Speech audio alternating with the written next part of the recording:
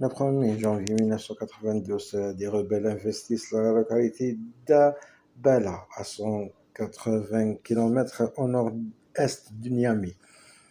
3 gardes et un gendarme sont tués. 2 autres sont faits prisonniers. Le 15 mars, Rissa Boula lance ses hommes sur Ifrouen, en plein massif de l'Aïr.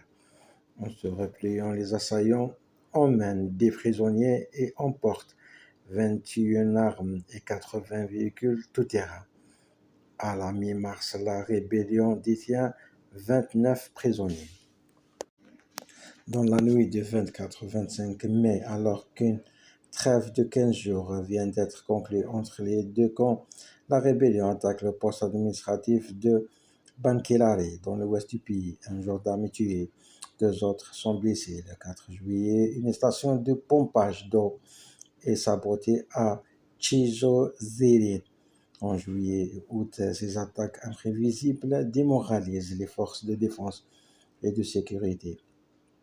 Sous-équipées, elles opèrent sur un terrain qu'elles connaissent moins bien que les rebelles, lesquels envisagent désormais de prendre Agadez.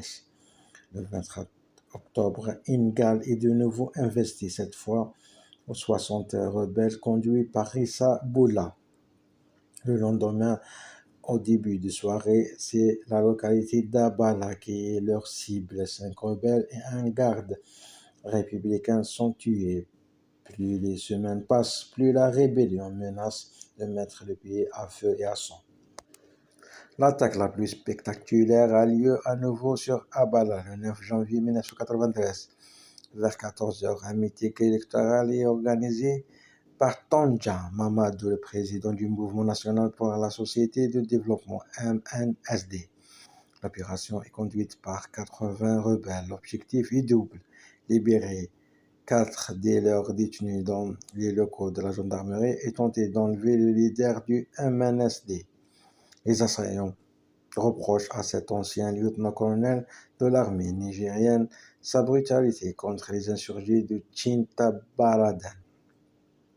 La répression est impitoyable pour les populations. À chaque attaque de la rébellion répondent des prises d'otages civils par l'armée qui les échange contre des prisonniers. Ainsi, des centaines de personnes se retrouvent dans les geôles du pays. La guerre civile menace les gouverneurs de Niamey, paient notamment les tribus arabes de Tassara pour chasser les rebelles Touaregs. Guerriers cruels et sans pitié, ces milices sont